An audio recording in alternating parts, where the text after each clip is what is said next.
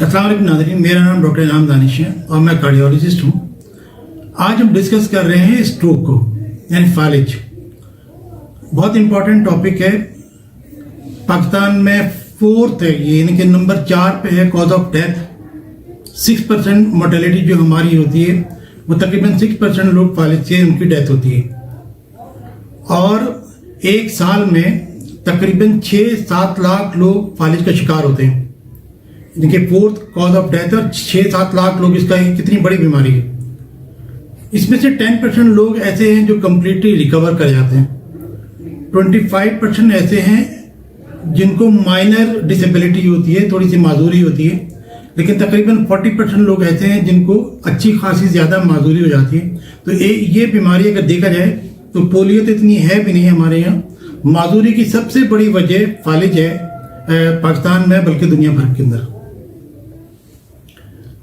तकरीबन 40% के करीब लोग एक साल के अंदर अंदर उनकी डेथ हो जाती है। ये बहुत बड़ी फिगर है कि शुरू में समझे कि एक साल के अंदर तो कुछ कम होती है, मगर एक साल के बाद तक 40% से ज़्यादा लोग एक साल से ज़्यादा जिंदा नहीं रहते। तो ये काफ़ी इंपॉर्टेंट डिजीज़ है जिसको हमें डिस्कस करना है कि हम इसको कैसे प्रिवेंट कर सकते हैं, कैसे हम इसको असेस करेंगे और मैनेजमेंट क्या करेंगे। मैनेजमेंट पॉइंट ऑफ व्यू से मैं आपको एक इम्पॉर्टेंट इन्फॉर्मेशन दूंगा, लेटेस्ट इन्फॉर्मेशन इसी प्रोग्राम के अंदर। अगर आपको ये वीडियो इंफॉर्मेटिव लगती है तो ज़रूर सब्सक्राइब करिएगा। तो नाज़रीन, फालिज जो या स्ट्रोक है, इसकी 2 टाइप्स हैं। एक इन्फॉक्शन कहते हैं, दूसरा हेमरेज कहते हैं, यानी कि दिमाग में खून का जम जाना या ब्लीडिंग हो जाना। ये 2 डिफरेंट चीज़ें हैं, इनका इलाज भी मुख्तलिफ है। कुछ लोगों के दिमाग में खून जम जाता है, ये बिल्कुल इसी तरह है जैसे हार्ट अटैक होता है कि हार्ट अटैक, दिल की नालियों में खून का जम जाना हार्ट अटैक होता है। और इसी तरीके से दिमाग की जो नालियाँ हमारी नेक से जो ऊपर जा रही हैं, गर्दन से जो ऊपर जा रही हैं दिमाग की तरफ नालियाँ, इनमें कोलेस्ट्रॉल डिपॉजिट होता है, आहिस्ता आहिस्ता रास्ता तंग होता है और अचानक ही किसी दिन क्लॉट बन जाता है, ब्लड जम जाता है, लोथड़ा बन जाता है। वो टोटल वो रास्ता ब्लॉक कर देता है, जिसकी वजह से ये फालिज होता है। तो इसको हम इन्फॉक्शन कहते हैं। दूसरे ज़्यादातर तो लोगों को यही होता है खून जमने की वजह से। तकरीबन 85% लोग ऐसे हैं जिनमें खून जमने की वजह से ये इन्फॉक्शन होता है और फालिज होता है। तकरीबन 15% लोग वो हैं जिनमें हेमरेज होता है, यानी कि ब्लीडिंग हो जाती है ब्रेन के अंदर, जिसकी बड़ी वजह ब्लड प्रेशर है, हाई ब्लड प्रेशर, स्मोकिंग है और खून पतला करने की कुछ जैसे दवाएं लेते हैं उनका भी हो सकता है। डेंगू वगैरह के अंदर जहाँ प्लेटलेट कम हो जाते हैं, तो प्लेटलेट कम होने की वजह से, खून पतला ज़्यादा हो जाने की वजह से भी ब्लीडिंग ब्रेन में हो सकती है। तो इम्पॉर्टेंट वजह जो है वो ब्लड प्रेशर है काफ़ी, इसकी जो है ब्लीडिंग की। अब ये कि हम देखते हैं कि इसका पैटर्न क्या होता है कि किस तरीके से ये प्रेजेंट करता है। एक चीज़ कहलाती है TIA, ट्रांजिट इस्केमिक अटैक, और एक होती है कंप्लीट अटैक। कुछ लोग ऐसे हैं जैसे एंजाइना से आप इसे कंपेयर कर सकते हैं कि चेस्ट पेन हुआ ठीक हो गया। इसी तरीके से फालिज हुआ, चंद मिनट में या चंद घंटे के अंदर वो ठीक हो जाता है। तो ये अल्लाह ताला की तरफ से एक वार्निंग है कि आप अपना इलाज कर लें। मोस्टली लोग इस वार्निंग को नज़रअंदाज कर देते हैं। वो कहते हैं कि थोड़ी देर के लिए हुआ था और ठीक हो गया। आमतौर पे 1 महीने 2 महीने के अंदर अंदर बड़ा अटैक होता है, तो वो मुकम्मल फालिज होता है। तो इसलिए इस वार्निंग को, TIA को नज़रअंदाज नहीं करना चाहिए और फौरन डॉक्टर को दिखाना चाहिए। जब फालिज होता है तो इंसान की फीलिंग क्या होती है, यानी कि वो क्या महसूस करता है। सबसे पहले तो ये कि वीकनेस होती है। फालिज जिस्म में दिमाग के एक हिस्से में होता है आमतौर पे। तो अगर राइट साइड पे ब्रेन के फालिज हुआ है तो बॉडी के लेफ्ट साइड पे वीकनेस होगी। तो पेशेंट को जो फील होता है वो एक हाफ साइड वीकनेस होती है, यानी कि जो फालिज आपसे ज़्यादा पहचानते हैं वो ये कि पूरी एक साइड जो है वीकनेस होती है या नमनेस होती है। शुरू में कहते हैं लोग सुन हो रहा है, एक साइड सुन हो रही है, तो एक साइड सुन हो रही है और फिर वो बढ़ते बढ़ते कमज़ोर होती है और फिर बिल्कुल पैरालाइज हो जाती है। तो डिपेंड करता है कि पेशेंट को कितनी वीकनेस है, किसी को कम होती है, किसी को ज़्यादा होती है। वीकनेस के अलावा जो पेशेंट फील करता है कि वो बोलने में प्रॉब्लम होती है, उसको बोल नहीं पा रहा होता प्रॉपरली, इसी तरह समझ नहीं पा रहा होता है, हम कुछ कह रहे हैं मगर वो देख रहा होता है, उसकी समझ में नहीं आ रहा होता है कि हम उसको क्या कह रहे हैं। तो ये भी एक फीलिंग। कोऑर्डिनेशन नहीं कर पा रहा होता पेशेंट, यानी कि बटन अपने बंद नहीं कर सकता है, इतनी वीकनेस है। हाथ उससे कहते हैं हाथ उठाएं तो वो प्रॉपरली हाथ नहीं उठा पा रहा होता है, या उठाता है तो नीचे गिर जाता है। इसी तरह देखने में भी प्रॉब्लम होती है, कुछ लोगों को बिल्कुल नजर आना बंद हो जाता है एक आंख से, कुछ लोगों को डबल विजन नजर आता है, दो नजर आ रहे होते हैं, किसी को कुछ हिस्से के अंदर ब्लैक नजर आ रहा होता है, कुछ नॉर्मल नजर, इस तरीके से करके देखने की भी वो प्रॉब्लम होती है। आमतौर पे पेशाब कंट्रोल नहीं होता है पेशेंट का, और कॉन्स्टिपेशन भी होता है, साथ साथ खाने का बड़ा इशू है कि पेशेंट के, क्योंकि ये जो निगलने के मसल्स हैं वो भी पैरालाइज होते हैं, तो पेशेंट खा नहीं पा रहा होता, पी नहीं पा रहा होता है, फंदा लग जाता है।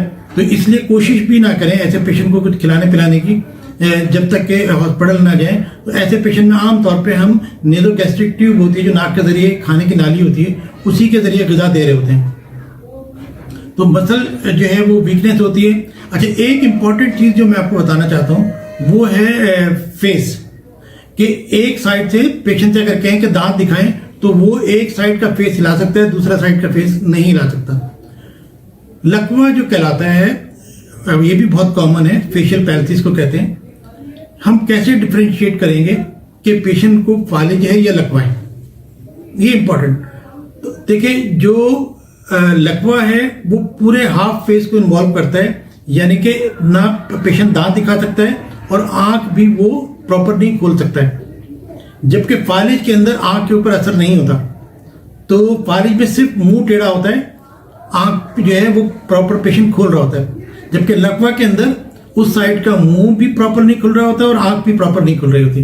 तो ये एक डिफरेंस है। हमारे पास बहुत सारे पेशेंट आते हैं जो लकवा के आते हैं कि फालिज हो गया, तो इस तरह हम डिफरेंशिएट करते हैं कि ये फालिज है या लकवा है। तो इस तरीके से आप डायग्नोज करते हैं। ये वो सिम्टम्स हैं जो, या साइंस हैं जो पेशेंट को हो रहे होते हैं। नाज़रीन, जिस तरीके से हार्ट अटैक में हॉस्पिटल जल्द से जल्द पहुंचना चाहिए, इसी तरीके से इन अलामात को कंफर्म करते हुए आप कोशिश करें कि जितनी जल्दी हॉस्पिटल पहुंच जाएंगे तो उतनी जल्दी प्रॉपर ट्रीटमेंट हो सकता है, वरना पेशेंट जिंदगी भर के लिए माजूर हो सकता है। एक इम्पॉर्टेंट और फीचर है पेशेंट का कि वो चल नहीं पा रहा होता है, चक्कर आ रहे होते हैं। कुछ लोगों को उल्टी मतली भी होती है और चक्कर आ रहे होते हैं, या वो चल नहीं पा रहे होते हैं या खड़े नहीं हो पा रहे होते हैं। तो ये बैलेंस अपना कंट्रोल नहीं कर पा रहे होते हैं। जब जो ही पेशेंट हॉस्पिटल पहुंचता है, हम उसका एग्जामिन करते हैं, वाइटल सबसे पहले लेते हैं, ब्लड प्रेशर कितना है, पल्स कैसी है, ये वो। आम तौर पे एक बात याद रखें कि ब्लड प्रेशर हाई होता है। एक नेचुरल मैकेनिज्म है कि जो ब्लॉकेज है उसको दूर करने के लिए अल्लाह ताला ने एक सिस्टम रखा है कि वो ब्लड प्रेशर ज़्यादा होता है। अगर ब्लड प्रेशर 220 120 से ज़्यादा है तो हम उसको कम करते हैं, याद रखें। अगर इससे कम हो तो आमतौर पे ब्लड प्रेशर को कम करने की कोशिश नहीं करते। ये एक इम्पॉर्टेंट चीज़ है। आप ज़रूर देखेंगे कि ये बहुत कॉमन है। जो ही पेशेंट का ब्लड प्रेशर बहुत हाई होता है तो लोग जबान के नीचे टैबलेट रखते हैं, ड्रिप लगा देते हैं, ब्लड प्रेशर लो हो जाता है, उससे मजीद फालिज बढ़ सकता है। तो अगर एक आदमी नॉर्मल पहले इसका ब्लड प्रेशर है, सडनली शूट कर जाए, अचानक बढ़ जाए, तो समझे कि हो सकता है पेशेंट को फालिज हो रहा हो, तो अर्लीस्ट पॉसिबल हॉस्पिटल जाए। उसके बाद जो है हम करते हैं सीटी स्कैन, क्योंकि देखिए और कोई चीज़ ये नहीं बता सकती है कि पेशेंट को खून जम गया है या ब्लीडिंग हुई है।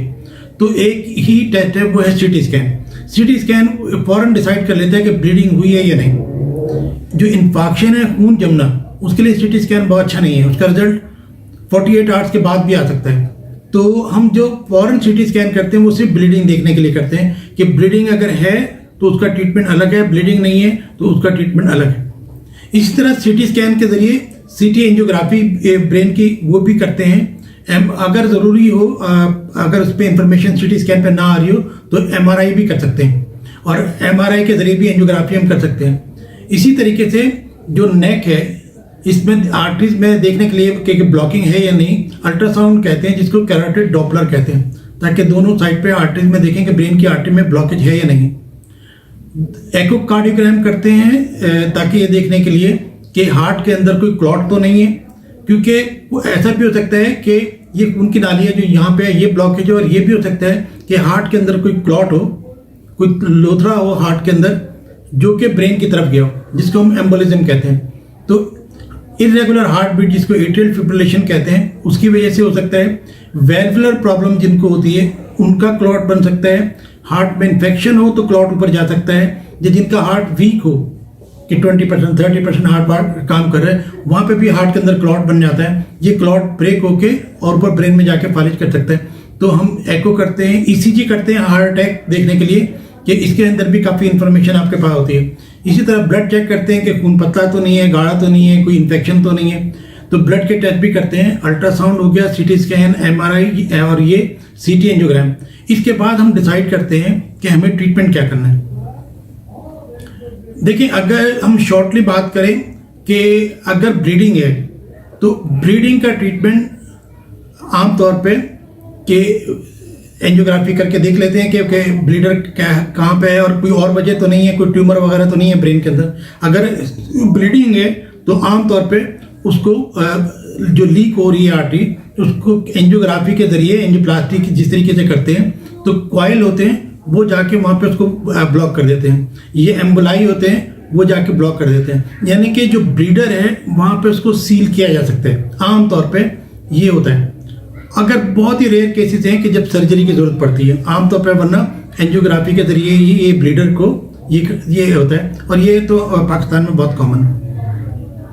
अब आते हैं दूसरी तरफ। अगर पेशेंट को वो नहीं है, ब्लीडिंग नहीं है, बल्कि खून जम गया है, इन्फेक्शन है, तो यहाँ पे वो मैं आपको मैसेज देना चाहता हूँ जो कि लेटेस्ट दुनिया में क्या होता है और हम क्या करते हैं। आइडियली तो वही कि आप सीटी एंजियोग्राफी करें, देखें कि कहाँ पे और वो ब्लॉकेज कहाँ पे। अब फिर आपके पास दो ऑप्शन है, जैसे हार्ट अटैक में खून पता करने का इंजेक्शन लगाते हैं या प्राइमरी एंजियोप्लास्टी होती है कि आप क्लॉट को सक कर लें। इसी तरीके से फालिज के अंदर भी दोनों ऑप्शन है कि या तो खून पतला करने का इंजेक्शन लगा दें या क्लॉट को सक कर लें। जहाँ पे ये फैसिलिटीज नहीं होती, अब इस पर डिपेंड करता है टाइम के ऊपर। अगर कोई पेशेंट 3 से 4.5 घंटे के दरमियान यानी कि अर्लीस्ट पॉसिबल हॉस्पिटल पहुंचता है और उसको कोई कॉन्ट्राइंडिकेशन नहीं होती, तो हम खून पतला करने का इंजेक्शन उसको लगा देते हैं। तो वो क्लॉट पिघल जाता है, रास्ता बन जाता है, दोबारा से ब्लड ब्रेन को जाना शुरू हो जाता है और फालिज को रोका जा सकता है। दूसरा तरीका ये है कि हम एंजियोग्राफी के जरिए एक सेक्शन कैथेटर होता है वो ले जाके क्लॉट को सक कर लेते हैं। जब वो क्लॉट, जैसे प्राइमरी एंजियोप्लास्टी करते हैं, हार्ट की एंजियोप्लास्टी करते हैं, क्लॉट को सक कर लेते हैं, अटैक खत्म हो जाता है। इसी तरीके से वो क्लॉट को सक कर लें तो वो भी एक तरीका है। अच्छा, अब ये हमारे यहाँ तो बहुत ये सब चीज़ें नहीं हैं कि खून पतला करने के इंजेक्शन बहुत कम लगाते हैं। ज़्यादातर डॉक्टर डरते हैं कि कहीं ब्रेन में ब्लीडिंग ना हो जाए, और उसके प्रोटोकॉल भी नहीं है हमारे पास। वो प्रॉपर न्यूरो सर्जरी या न्यूरोलॉजी की आईसीयू नहीं है जहाँ पे मॉनिटरिंग की जाती है। पूरा इसका डिसाइड करना पड़ता है कि तकरीबन अमेरिका में भी 40% के करीब लोग ऐसे हैं जो जिनको इंजेक्शन दिया जा सकता है। 60% वो लोग हैं या तो लेट हो जाते हैं या उनको कोई कॉन्ट्राइंडिकेशन होती है, आप इंजेक्शन नहीं दे सकते। मगर 40% लोग ऐसे हैं। हमारे यहाँ ऐसा नहीं है। बहुत ही शाद व नादिर, बहुत ही रेयर कि टीचिंग हॉस्पिटल में कहीं कहीं ये प्रैक्टिस है कि खून पतला करने का इंजेक्शन देते हैं। जो बड़ी इंपॉर्टेंट चीज़ है कि क्लॉट को सक कर लें। जैसे एंजियोग्राफी, हार्ट की एंजियोग्राफी करते हैं तो ब्रेन की भी कर सकते हैं। पूरी दुनिया के अंदर होता है, लेकिन हमारे यहाँ नहीं होता। तो मैसेज ये है कि गवर्नमेंट के पास इतने रिसोर्सेज हैं, मुझे एग्जैक्टली अंदाज़ा नहीं है, लेकिन अरबों खरबों डॉलर, अरबों खरबों रुपए का बजट होता है इनके पास हेल्थ के ऊपर। क्या पूरे मुल्क के अंदर से आप 10 डॉक्टर्स को ट्रेन नहीं कर सकते हैं? आप अमेरिका भेज दें, कनाडा भेज दें, इंग्लैंड भेज दें, सिंगापुर भेज दें, आप ट्रेनिंग करा लें। 6 महीने 1 साल की ट्रेनिंग पे कितने पैसे खर्च हो जाएंगे 10 लोगों के? अगर 10 लोग ट्रेन होकर पाकिस्तान में आ जाएं, हर सूबे में 2-2 लोग आ जाएं, तो यहाँ पे आके ट्रेनिंग करेंगे लोगों की। तो ये जो डिसेबिलिटी है ये ख़त्म हो सकती है। जो लोग फालिज का शिकार होकर ज़िंदगी भर के लिए अपाहज हो जाते हैं, माजूर हो जाते हैं, आप ख़त्म कर सकते हैं कि आप प्रॉपर टाइम पे एंजियोप्लास्टी करके क्लॉट को ब्रेन सक कर लें और पेशेंट जो है वो उसका फालिज ख़त्म हो सकता है। इसी तरीके से इंजेक्शन के लिए जो है आपको प्रॉपर आईसीयू चाहिए तो आप दें। तो गवर्नमेंट को, एक प्राइवेट सेक्टर को भी ये चाहिए कि इन सब चीज़ों को बिल्डअप करें। पाकिस्तान के लोग बहुत टैलेंटेड है, बाहर दुनिया में ये काम कर रहे हैं, यहाँ पे क्यों नहीं कर सकते हैं? आप लोगों को बाहर ट्रेनिंग के लिए भेजें और प्रॉपर पे करें उनको, ताकि वो जितनी मेहनत करके आए हैं, ट्रेनिंग लेके आए हैं, उनको कुछ इसका रिवॉर्ड भी मिले और वो यहाँ पे ट्रेनिंग भी करेंगे। तो आज का मैसेज यही था कि माजूरी बहुत ज़्यादा है। 6-7 लाख लोग साल में फालिज का शिकार होते हैं और हमारे यहाँ प्रॉपर ट्रीटमेंट नहीं है। बहुत ही कम गवर्नमेंट हॉस्पिटल के अंदर तो कुछ भी नहीं कर सकते हैं। वहाँ तो ब्लीडिंग हो या ब्लड जम जाए, कुछ भी नहीं, बस फालिज का मतलब ये है कि अब पेशेंट खुद ही नेचुरल तरीके से वो ठीक होगा। बाकी जो घर पे केयर कर सकते हैं उनके पेशेंट की, आमतौर पे मैंने बताया कि नाक में नलके डाल के खाना देते हैं, यूरिन बैग लगा देते हैं, पेशेंट के खाने पीने का एहतियात करते हैं, करवट उसकी एक ही पोजीशन पे रहते हैं, बेड सोर हो जाते हैं तो पेशेंट की पोजीशन हर 2 घंटे के बाद चेंज करते रहते हैं। नर्सिंग केयर है, जब तक पेशेंट इम्प्रूव नहीं होता है आप उसकी नर्सिंग केयर करेंगे, फिजियोथेरेपी करेंगे, स्पीच थेरेपी करेंगे ताकि वो दोबारा बोलना शुरू हो जाए। तो ये बिहेवियरल थेरेपी होती है, बहुत सारी चीज़ें आप पेशेंट की हेल्प कर सकते हैं। तो उम्मीद है कि आपको ये प्रोग्राम पसंद आया होगा, कि कुछ इन्फॉर्मेशन होगी। और ख़ासतौर पे मैं ये कहूँगा कि ये हम लोग इतने नाकारा नहीं हैं, गवर्नमेंट और बाकी प्राइवेट सेक्टर भी तवज्जो दे तो पाकिस्तान में ये ट्रेनिंग नामुमकिन नहीं है। Thank you.